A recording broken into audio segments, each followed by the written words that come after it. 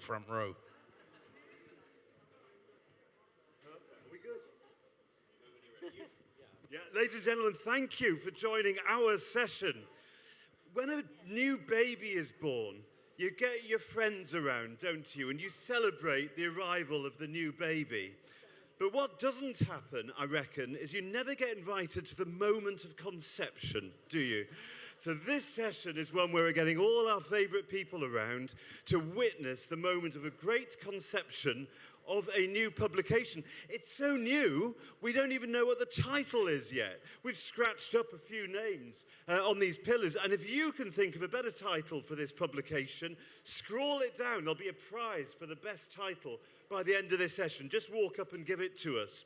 But these wonderful people, they're the best thinkers that I know in this game. We've had a few dates together, right? We've flirted around the topic a little bit, and now we've decided the moment has come to apply our DNA and make this thing happen. So let's introduce the panel. And what I'm going to do is I'm going to ask everybody, what's your name? What's your job, and what drives you? What's the thing which you feel most passionate about? So I'll just start up this way. My name is Mike Kill. I'm the Chief Executive for the Nighttime Industries Association, and my drive is the fact that this industry has given me so much, I want to give it back. So I want to give it back fourfold, and that's why I do what I do today. Good answer, good length. Shane. No girth. My name is Shane Shapiro. I'm the founder and chair of a company called Sound Diplomacy. We work with cities and governments on music and entertainment and nighttime economy strategy.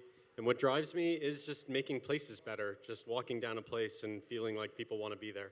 And people are feeling like they're welcomed and feeling like they are part of a place. And this is something that Shane does all over the world. He's been a huge success. He's still a very young man, but he's had a huge success around the world, helping regions, countries, cities to create music cultures. And I'm just going to plug his book for him.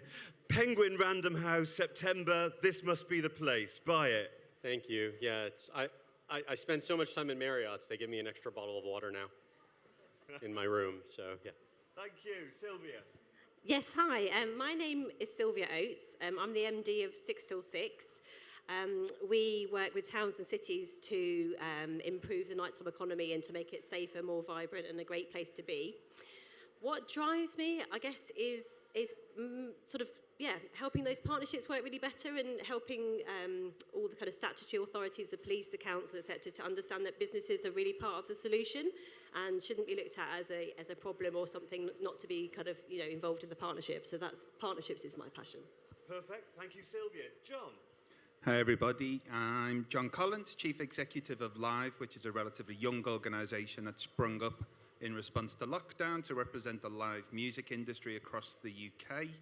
And I also sit on the board of the Institute of Licensing, which is a wonderful partnership-led, focused organisation promoting licensing also across the country, or countries.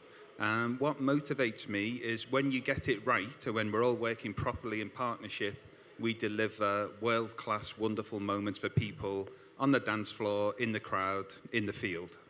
Thank you very much. And John and I share a very guilty secret, which is our love of Everton Football Club. Apart from that, we're quite happy people, aren't we, John? Ali. Hi, I'm Alistair Turner. I'm the founder of Make Associates. We also create nighttime economy strategies. We measure things around the night. And the reason I got into this was as a failed DJ from the 1990s, but who managed to pay his way through education through it. I wanted to carry on giving something back, a bit like Mike. And I thought, I got extremely frustrated with the fact that people didn't take our industry seriously. And I felt that, and as you can see around the table, around the room today, we've got an amazing mix of people who've worked really hard to try and value this industry better. And that's why I'm still here doing this so many years later. Ali, fantastic. I've known you for many, many years. It's always wonderful to hear you speak. I'm Phil Colvin. I'm a licensing barrister. And what's my thing? I was on a Zoom seminar thing between Sydney, Australia, and Los Angeles, America. It could only happen in the middle of the night. And someone asked me, you know, why am I doing this? Why do I care? And my answer was, my wife said I should never have said it, but I'm going to say it again now. I think we've shat on our kids. I think we've given our children a really bad time. Climate, economy, education. One thing they like to do is dance. And I think at our age and our seniority, we should give our kids the opportunity to experience culture in the way that we did. So that's why I am here. Mike, the book. Why now? Why is now an important moment? I think you've heard all the negatives, and I'm not going to really direct ourselves at what we've been through and where we've been. But the biggest thing that we've taken from what's happened over the last 3 years is the fact that we've built a community, we're working closer together, and everyone in that period, although it was troubling, had a chance to reflect, to look at what you do, look at your model, look at the way things were moving forward. And it was almost like a reset. So the reason I really want to get behind this book and work with these amazing people on this panel is to actually start to build something to help everyone better themselves, whether you're an operator, part of the industry, part of the nighttime economy, hospitality, culture, to really start to better and gain some stronger foundations so that we've got a really strong cemented future. And the other thing is also to have some cross-fertilization of understanding. One of the things that we took from the pandemic was the fact that during all that time that we were lobbying for support, we were also having to educate. So I think there is a big part that the industry needs to play, and I think this publication that Philip is leading on, and we're fully behind, is going to be the start of a benchmark of a process of educating the people of our industry, but supporting and giving the best practice and the best ideas and initiatives to making us a more collaborative and a strong environment, community to be an active part in. And as we say, we want to be able to make sure that kids, and my children are here today, I want them to see what I did and what I experienced in the time that I was allowed to take so much from this industry. Brilliant. And so what about, just in a sentence, the elevator statement, the purpose, the strapline of this book? There's lots of books out there. What's the purpose of this book? Anyone can chip in here. One of us has to say something. Yeah, come on then. That's great. We haven't even got a title for it yet, but we want the pitch. Title's last. Maximising the opportunity. It's absolutely not about, oh, there's all these problems.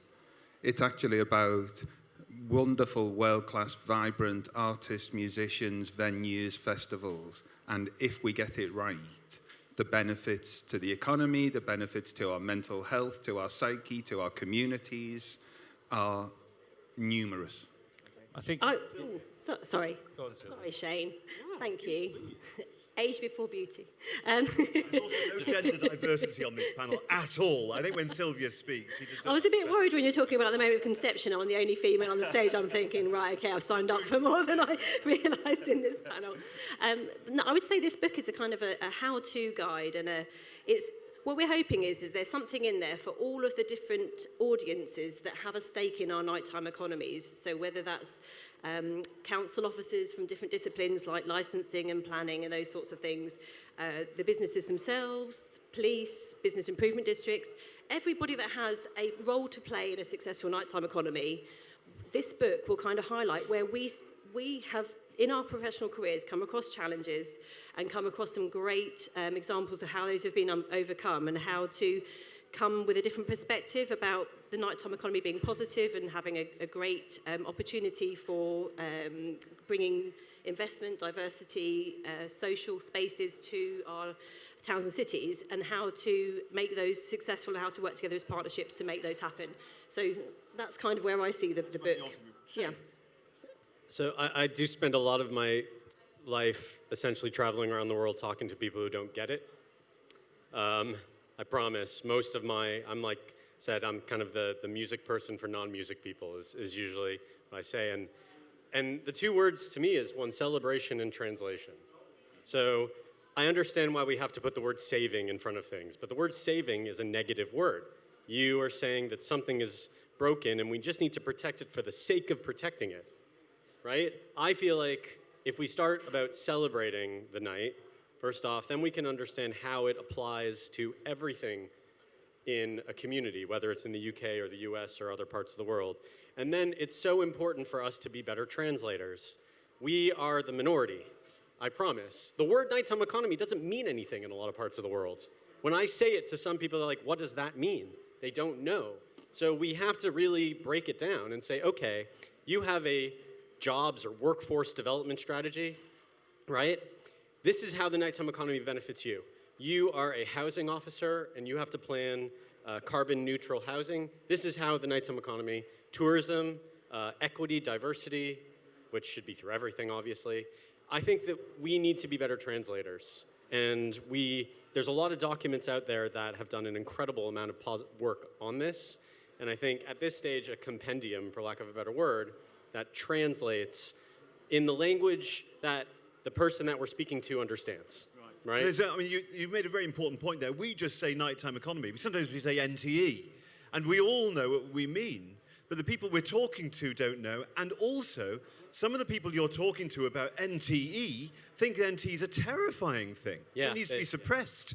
So we've got to find language that they will understand. We always made that joke, right? Sorry, and I'll shut. Is that again? I'm paraphrasing the statistics, but the majority of noise complaints in the UK are residential. So the best way to stop noise complaints is to ban homes, right? That would cut most of the noise complaints. But that's obviously, but understanding that, you know, an issue of environmental health, sound, and noise is far more complex than just the music is too loud, and that there are issues of building codes, of building regulations, of how the public realm is designed, of urban greenery, of so on and so forth, that we need to expand the concept to then define the solution better. But it's so important for us to go to where they are, whoever they are, right? We have to be better translators. And that, to me, is the objective and the purpose of something like this. Can I just, and I love the word, I mean, when we first sat down, that translation word really resonates with me. I absolutely agree with John. We've got to turn this to a positive and a celebratory, and I think the word positive change really resonates with me. But I think the important thing about this publication is the accessibility. It's got to be accessible. It's got to be in a language that people understand, from, you know, a member of bar staff who can sink in to someone at an executive level or a local authority or policing, so that they can really sort of buy into what we're trying to achieve here. And, you know, the terminology, the accessibility also just opens doors for people understanding this is all for the better good, but collectively. So I think it's what we're talking about is very, very positive. And similar to what we've done here is we've kept everything very accessible. So people can come, if you're a member of bar staff or you're an exec or an owner, you can come and you can enjoy, and there are no barriers for you to sit and listen to all of these talks, particularly this one today.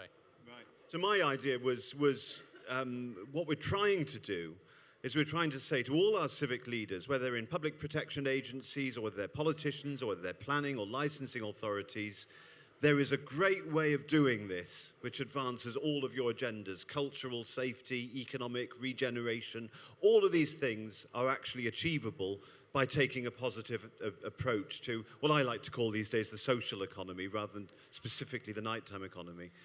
The other thing that I think is really important is something that I think we've all come across, which is we hope that the book will help businesses to understand how to position their propositions to the people you're talking about, to speak their language. And so, you know, actually, if you're having challenges speaking to your local licensing team about your business concept, have you spoken to Regen? Have you spoken to other people in, you know, that might be able to open up those doors for you by promoting your business in a way that makes it valuable to them and their role? Does that make sense? I think there's a bit about that in the book as well, isn't there, to help businesses be more successful in breaking down those barriers and being able to do what they want to do as a business. Right, so sort of a slightly boring question, but do you see the structure of this book being aimed at different portfolio holders? I mean, I don't know, have you got a view, John or Ali? Planning, licensing, regen, culture, equality. Is that how you see it going?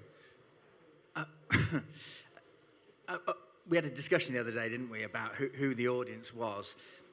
I suppose just going back to your point is, for me, I came up with this phrase called daytime, nighttime parity.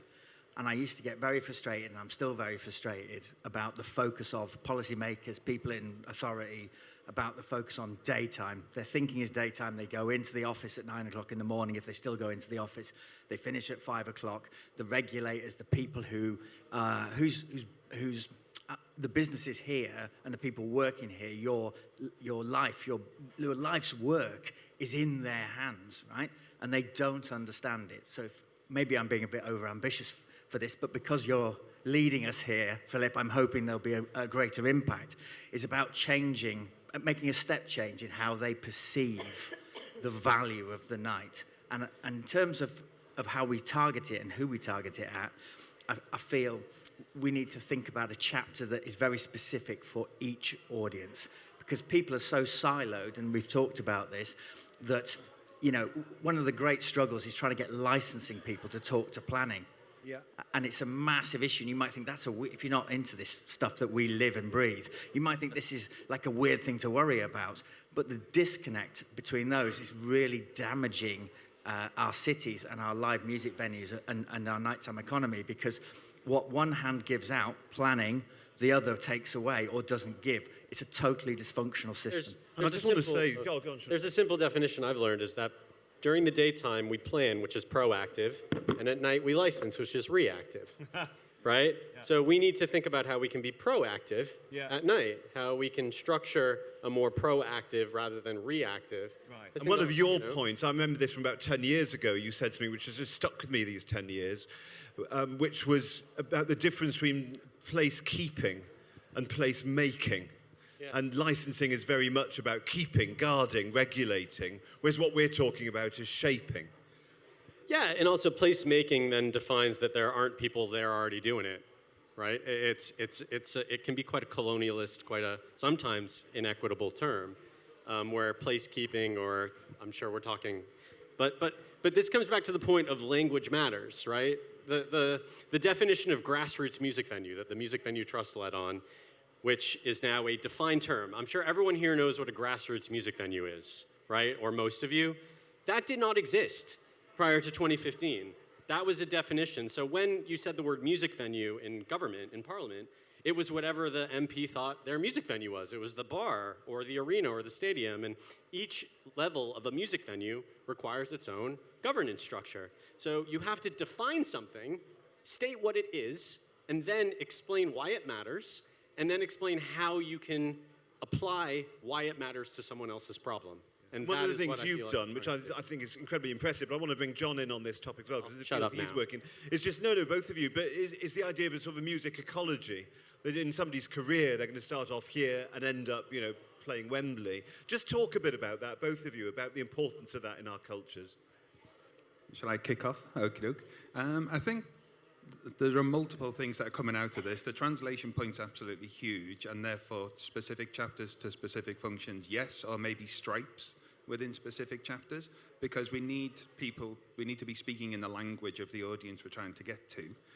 In terms of the ecosystem and ecology of music, yes, you know, we're on our, 13th culture secretary in 13 years? The third since September. It's, you know, we need to find ways to very simply evidence and explain what we are trying to achieve. What is this thing we're trying to create and or protect or enhance? And yes, too often with politicians, you talk music and they think you mean either Coldplay at Wembley or, you know, the Philharmonic at the Albert Hall, or they don't fully, and that's doing some of them a disservice, but they don't, mostly on the whole, they don't appreciate that network of grassroots music venues, and then you move through the sort of 1,000 or so that are members of Music Venues Trust, up to MidCap, which is the sort of Academy Music Group, DHP Family, 800 to 2,000-ish type capacity, and then you move on through into various sizes of arena, up to sort of 20,000, and then beyond there you go to the stadia increasingly that are seeing live music as a way to supplement the sports or the horse racing or whatever else it is or the cricket that they have on there. And then you have festivals that parallel that sort of growth through as well. And those festivals will grow over time too. So they'll move between barriers, between boundaries, and then the artists that start off, and you know, Ed Sheeran is a very bad example in many ways, but he's a very good example in the sense of he played every grassroots music venue in the country before he became Ed Sheeran.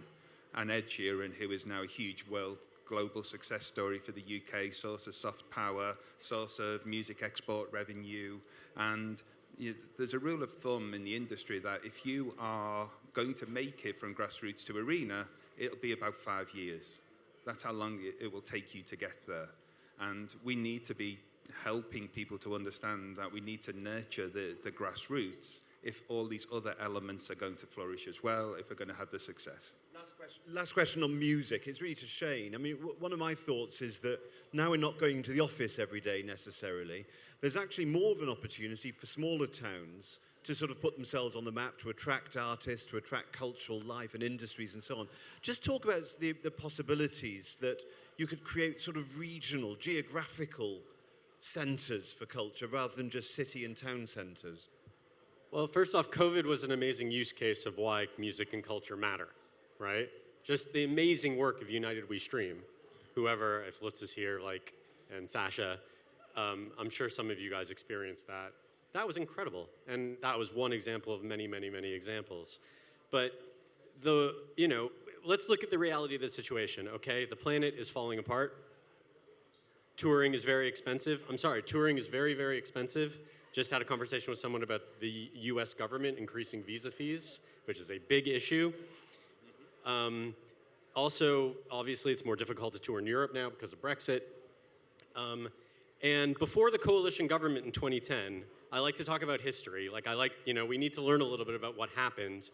And from a music perspective, there used to be music development agencies in every county. There was Yorkshire Sound and Cornwall Music Forum, and there was one in East Anglia. I forget what they were called. And there's only one left now, and it's in Manchester. It's called Brighter Sound, right? These were all little pockets. At the same time, when Sure Start centers closed during the coalition government, there were a lot of makeshift little recording rooms and DJ booths and stuff in these Sure Start centers, and a lot of grime was incubated in Sure Start centers. I truly believe that the best job strategy that we can offer local authorities is not so much to provide a local talent, music, and cultural development plan for every local authority. Because if you're from Newmarket or Peterborough, those are two towns that do not have music venues anymore, that did prior to COVID. One of them in Peterborough was the back room of a pub. It got converted to a kitchen because it was more valuable for the owner. So it's an incredible opportunity not just to grow our culture and create more Ed Sheerans, but to me, it creates jobs, it creates skills, it reduces antisocial behavior, it probably reduces truancy in schools if people have something to do. It potentially allows parents to work later, which but that's what I want this book to do. It's the translation of how can we solve someone else's problem? How can we ensure that kids stay in school longer instead of skip school? How can we ensure that there are more accessible jobs for people? The nighttime economy is the solution to this. Yeah. We just haven't translated it in that way, right? And I'm always like, if I can solve someone else's problem, then they're going to be a lot happier with me. Perfect. Lovely answer. Thank you, Shane. I'm going to bring Sylvia in now because Sylvia's a great expert on partnerships. Night managers, night mayors, night czars, nighttime champions. We've had so much language around this. It's taken off around the world. We've got a few here. Wonderful to see Carly Heath here today from Bristol. I think Amy from London is on a session Ariel's later. Here as well. Who is? Ariel from New York is here. Ariel is somewhere. Put her hand up. Ariel from New York is here. Wonderful Ariel palettes. Talk to us about this. Is the night czar as a sort of champion of the nighttime economy the way to go? Is it more about night managers being there on a sort of more granular level in town centres? Is it both? Do we put enough resource into this? Tell us your views. Well, I think that actually I'm a big fan of letting kind of areas and conurbations make their own choices about this kind of thing. And I think it's really important that actually we have seen different models of night managers, night czars, night whatever, but they have developed in a way that works for the location they serve, and I think that's really important to nurture that and to ensure that that is protected and encouraged. I know the NTIA have done a lot of work around trying to look at some more individuals like this, and I'm sure Mike will come in a second to give his view on it. But I think it's so important to have somebody that is really dedicated to this theme and to be thinking about the wider implications of everything and making sure. We see this all the time, don't we, that actually, like Ali said, it's not just that people think about the daytime a lot more, but even in things like policies, you look at policies and you think, well, you've just completely forgotten to put anything in there around nighttime. And so having somebody that has that, that role to keep reminding people that are setting policy, that are planning places, that have those functions, what about the night? I think that's really important. But what that looks like on the ground, I think it's great that that's actually developed by each town, city, location in the way that works for them. So it's both. It's being there when policies and strategies are being made, in the room, pushing it up the agenda, and it's there on the ground, making sure the partnerships happen. Yes, and this is the other thing, actually, that I guess is your question as well, is it's not just having somebody that's operating at that strategic level. We've all worked in towns and cities where, there's been that one, if you say to them, who's your kind of big night star in terms of operations and makes things happen and make sure that, if the police decide they want to put knife archers in front of every single nightclub one night, they go, hang on a minute, what's the problem here? What are you trying to solve? Let's find a different solution that works for the businesses. There's one of those in most towns and cities, and that person is also so important to celebrate and recognise. So I think it's obviously the strategic side, which is the night czars and night champions, but it's also making sure, might be someone from a bid, might be someone from a local authority, a business crime reduction partnership, but just you do also need that operational understanding and that connect between what work. Often there's a solution that will work for the authorities that solves the problem but works for businesses, and that's, I think, finding that person in a location is also important. It's not really the name. I mean, different areas might have different ideas what they want to call this person, but it's the function. Yeah, exactly that, yeah. And I think that's crucial, that it's not just a strategic role. There also needs to be somebody that's making sure that operational side is functioning, working, and someone's there going, hang on, what about what about night? What about businesses? Actually, we recognise no businesses want, the nighttime economy to be unsafe. They don't want bad operators to just be let run wild. None of you guys do. And actually making those local partnerships that are operational understand that, and how do we address that in the right way? How do we support those businesses to either become responsible and safe and not impacting their neighbours and the community and the feeling of safety in that town and city? How do we actually work together as a partnership to address those? And what are those really clever initiatives that, again, might be very specific to that location? Yeah. And how do we make those work? I mean, if I can just add what makes me cross, I know this is all supposed to be positive. You get a young, say, bar owner or club operator, they're still in their 20s or early 30s, they're doing their best to cope with everything: insurance, PPL, rates, rent, alcohol prices, commodity prices, labour prices. Something goes wrong. They've always paid their rates. They haven't got a criminal record. They've never beaten up their partner. But when you go into the licensing hearing, they're treated like a criminal. Yeah. And it just makes me awfully upset. So I do feel that we've got a sort of civic responsibility, not to lecture operators how to do things, but help them to make sure that things are done right. You're absolutely right. And we always say this, and I think everyone on the panel has got the same view, that actually when we speak to the authorities that have the kind of regulatory functions, we often say, if an operator gets something wrong, it's often the case that they didn't mean to. It's just that they didn't know they were supposed to do this, or they didn't know how to access X, Y, and Z. So rather than kind of coming to them immediately with the shitty stick, it's where's, how do you get them to understand what it is that they need to do, and how do you support them to do that? So that's, Mike, that's something I love doing. So I was gagging to come in at many points there. Listen, just going back to nighttime economy advisors, the big connection here is we've got a lot of misinformation, and we've got a very challenging environment when you talk about councillors and committee members. They are not connected to our industry. There is a 5 to 10 year cycle of evolution of getting political representation within councils and regional sort of positioning. The nighttime economy advisor works as a bridging mechanism between the industry and the policy makers or policy decision makers. Yeah. That's the important role, as well as advocating outside for the industry. Right. And we're going through the process. Great that we've got West Midlands that's going to come on board in the next couple of weeks, which we're actively involved in. But just to touch on your point with regard to the narrative and the way things are approached here, it's so frustrating. It angers me, the fact that you walk in and you're treated like the worst operator, irrelevant of your background. And I don't understand why this big risk narrative is just dragged behind us in terms of an industry. I was really taken by something Ariel Pallets did in New York, just set up a thing called Night School. And everyone goes to it. The operators go to it, the police go to it, and councillors could go to it. If we had something like this here, we might just get the chance that people would meet each other, see that they're not the devil incarnate, and begin to talk the same language. I'm going to throw this open to questions in a couple of minutes. Prepare your questions. But I need to hear Ali on the power of planning policy and regeneration policy to achieve some of these objectives. Yeah, okay, I just want to do a bit of Night Tsar stuff first, right? Just to recap, I want to go back to that, a word on that, right? There's about 100 globally, right? So in 2010, I wrote this thing where I tried to get a council to have a nighttime champion, right?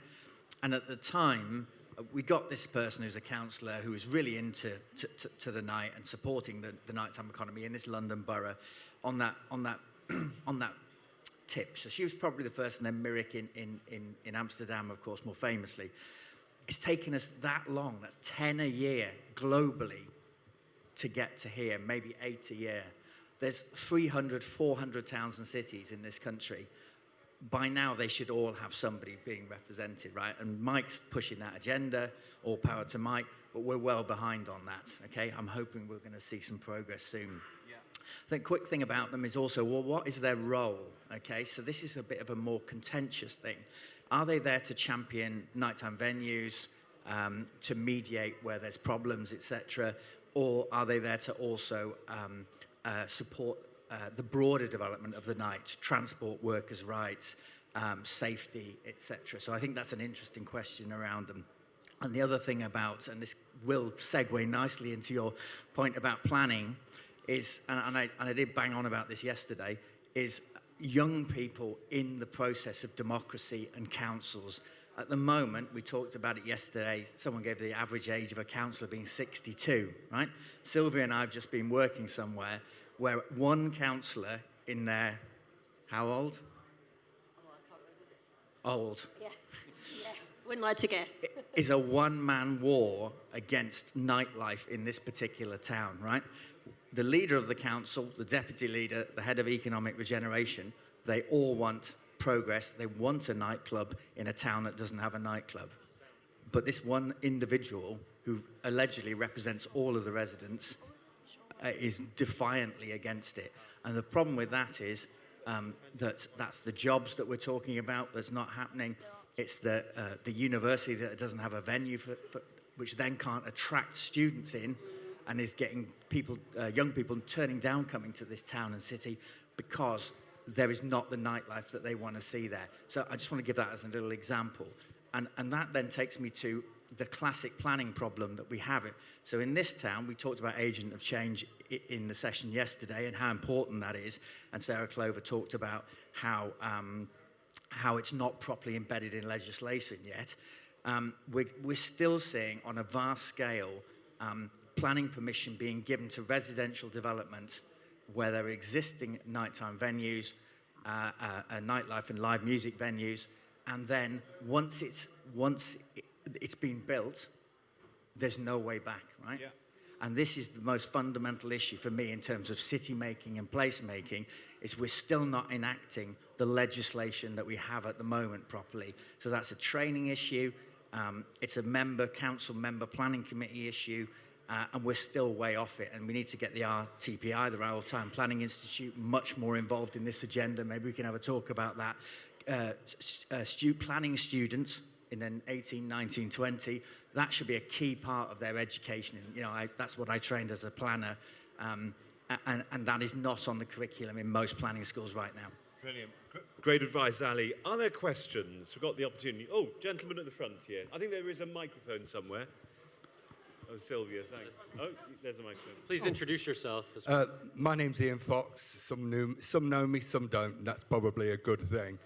Anyway, my question is this, given you're all talking about planning, policy, etc., the Co-op, many, many centuries ago, did a wonderful thing. They supported MPs. They actually bankrolled MPs, and many of those MPs are now parliamentarians. And lo and behold, they can and will make a difference. And I don't know, colour me stupid, but if there was ever a chance for a breakthrough of some description that was well organised and well orchestrated, then putting people in to the Parliament would be, or anti-council would be a good chance. I'll be honest with you, I don't think we could afford them. The inflationary position would blow it out of the water, but I hear what you're saying, and we've spoken many a time, Ian. You're a great advocate for us, but we've got to think of a different way of doing things. Let's bring John in, because he actually was a political lobbyist. It was his first job. I still am, I reckon. Part of the reason I've got the role with Live is because the industry recognised it hadn't spoken to government, and then it complained that government didn't understand them, and government didn't speak to them. It's like, well, have you tried to speak to them? And it's, musician to politician, politician to musician, the translation point and the disengagement point. And one of the things that we are absolutely not doing is utilising the incredible network of venues and festivals that we have around the country to invite politicians down to say, come and have a great time, come and see what it's about, come and see how well run these events are. And it's on my to-do list to build up a small army of politicians who have that understanding. But also, I mean, there are better connections. We were talking just before about all APPGs, the opportunity to engage MPs that way. I also happen to think, not disclosing my party credentials, that next year we're going to have a flushing in of a much younger set of parliamentarians on the left who may well be more culturally engaged. We're going to have a flushing out of people who, who generally tend to see the nighttime economy as a threat. And I think it's a great opportunity to get into manifestos next year. Yeah, without a doubt that we have an objective to get a lot of things into that manifesto. I think that potentially Lucy Powell, who would be the culture secretary if things progress as we think they might, she's been to Glastonbury 20 times. Right. She loves live music. Lou Haig, the Shadow Transport Secretary, loves live music. Jeff Smith in the culture team was a DJ and promoter in Manchester. Kevin Brennan, but at the moment, Kevin, is almost, he's been out there fighting the fight. And what we're saying is we need the army to come over the hill behind Kevin to actually and help equip deliver. them with a positive message, and it's all good. Yeah. Good question. Next question. Lady here. Gentleman here, sorry. I caught the flash of long hair. Didn't catch what was behind it. Hi there, my name's Martin Murray. I did own the UK's longest running nightclub, so I have seen this over the last 48 years. The difference is today is that many of the politicians, the authoritarians, still believe nightclubs to be that of the 1960s, 1970s gangster-esque environment. They don't see us as the professional business, the entrepreneurial, the accountability we have to go under today is more than any other public industry. No one else has the accountability and hoops to jump through than we do. There is nothing we can get away with. Yet we are still seen as that gangster. The amount of times you said you walk in and I will have you locked up if you do not shut up. I have had that my whole life since a teenager. We need the nighttime economy advisors, if not in every major city for the UK, within the county council, if there is not a city big enough for it. But the advisor, I don't believe should actually be part of the council, because I think that influence is then too strong to miss that connection, to bridge that gap of the fear of being ostracised or the fear of losing if you engage. Now, the night school from New York, I have shouted so much. That is such a brilliant concept. We need that in the UK. We need a governing body that interlinks all these nighttime economy advisors together with a training programme that if you're in Exeter or if you're in Newcastle upon Tyne, the training is the same. You have the same ability, the same assurance that if something happens, you'll be treated the same. And I can just sort of pick that up. I think that you're absolutely right, that I'm not sure that councillors really understand the complexities of running a large entertainment operation. And if they came in and they saw the welfare marshals and they saw the search facilities and they saw the medical staff and they saw the bus boys looking out for people who might not be too well and so on and so on and so on, I think they might just get a different impression. Well, I was just saying to someone before, if you go to the States and ask a police officer here what their view is on crime in a nighttime venue, they will say, we will not shut down a nighttime venue because there's crime there. We might shut it down because they're not complying with their license or because they're not reporting the crime, not assisting. But crime happens. People come into a space, they drink, they dance, there's going to be crime. In England, there's this sort of terrifying thing. If crime happens and we report it, we're going to get shut down. So the whole thing has come out dysfunctionally. We need councillors, particularly, and police officers, I would say also, to understand what it is to run a venue. This is the wrong way to look at it, though. We're always saying we need them to understand us. For fuck's sake, no. We need to go to where they are better and explain our value better. If they don't understand us, that's our problem as much as it's their problem. Yeah. Like, we have to stop with this dichotomy of they're the enemy, they're wrong. No, some of them maybe, but we have to think slightly differently about it. Well, it's about communication. I think we're probably going. We had a win on this last year. So I came into the job in April. Round about that time, the Home Affairs Select Committee said, spiking is a problem. We need mandatory training for everyone who works at a festival. Spiking that had come about through Freshers Week in high street venues and the late night, more sort of urban late night economy. It's like, how have you made that leap? And the reason they'd made that leap was because they didn't fully understand it. And they didn't fully understand what festivals did. And what we did, we went to them and we said, look, Purple Guide, licensing process, safety advisory groups, come and meet Melvin Benn, come and meet John Drape, come and meet and understand the personal responsibility they feel and then the operational responsibility they bring to make these events as safe as they possibly can be. We did that, and then the Home Office announced, we're not going to take that recommendation forward. Right. That was a win because we went and we spoke to them and we talked to them and we found that common, we earned their trust. And we're all in this same thing together. We're all trying to reduce harm. It isn't a dichotomy. It isn't a conflict. Can I just, talk about spiking? We lived and breathed. I sat, 5:30 in the morning till 11 o'clock at night doing interviews and Naga Manchetti really being nice to me for about a second. The reality is there is a lot of work. Nightclubs were vilified. I think everyone knows that. They said nightclub, nightclub, nightclub. We spent a lot of time with the Good Night Out In project, and we sat, and do you know the biggest revelation that we got from this is the public don't know what we do, right? That's our biggest challenge. We all sit in our bubble and run nightclubs and run bars and festivals and all this sort of thing. So one of the things I think is quite important is the public to understand us. Because then the public, the residents, who are the future people living in cities and towns across the country, will start to understand where the challenge is. And more importantly, start to understand the safeguarding mechanisms that are already in place. Because when we sat there with these, a group of ladies on this chat from every single city across the country, they went, do you? You mean you've got a duty of care policy? You mean that these trainings are in place? Oh, right.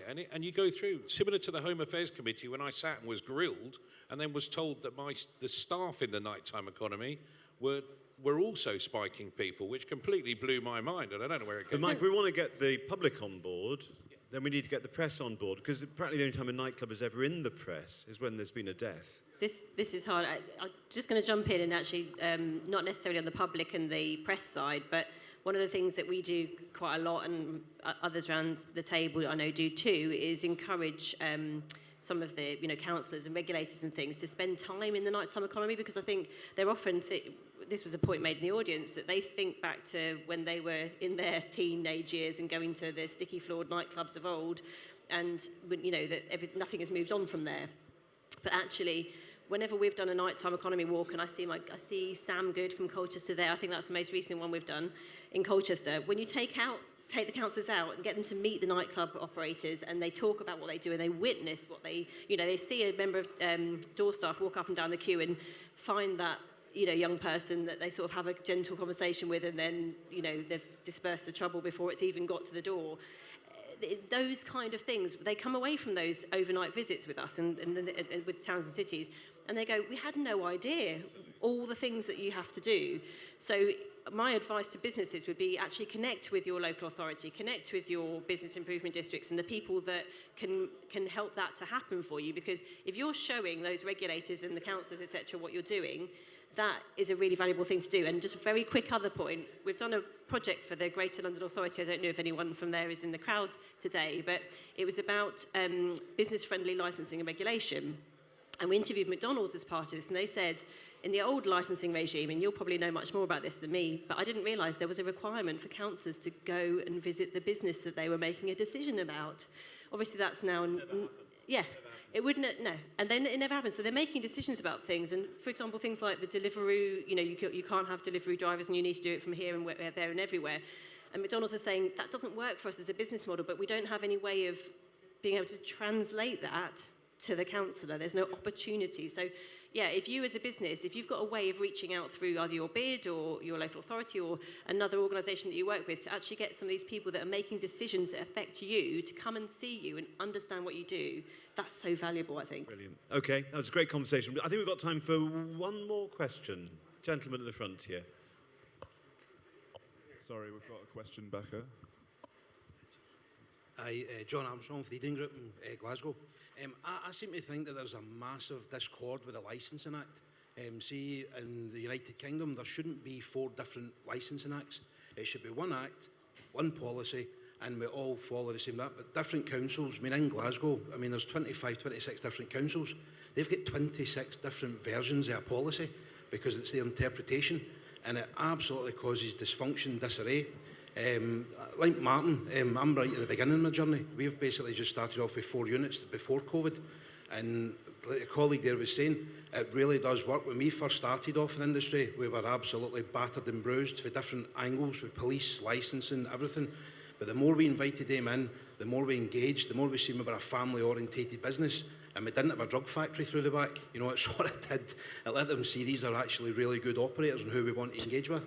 But there's a massive discord, and I think that the Licensing Institute should really be looking to sort of pull a big united licensing act for the 4 corners of the country, not having 4 different, because it just causes division.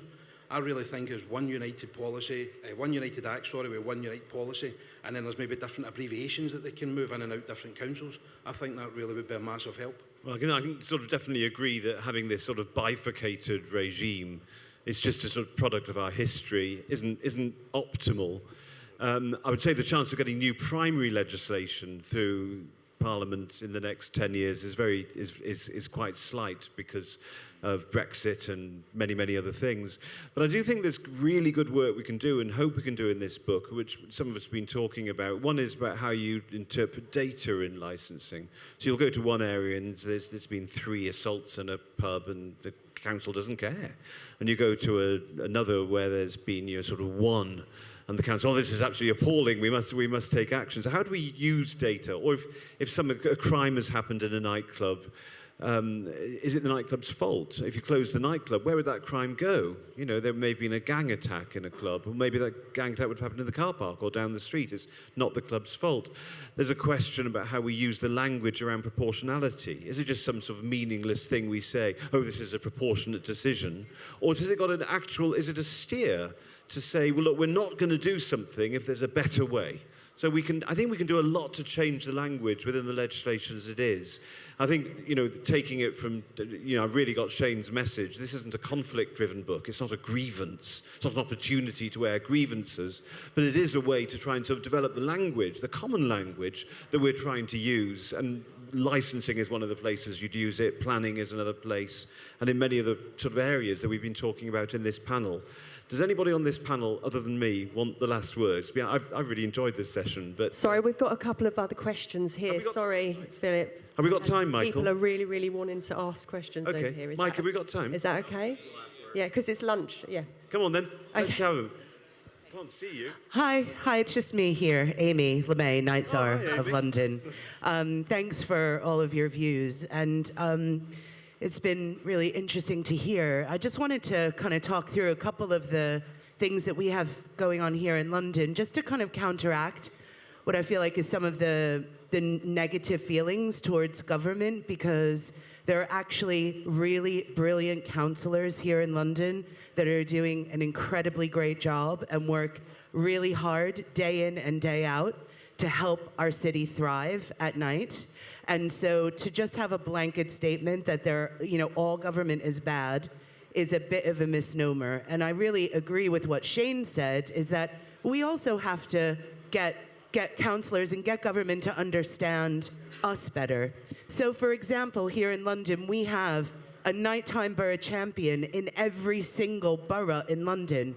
That's 33 local authorities, 33 councillors that are leading the conversation in their local area about their area at night.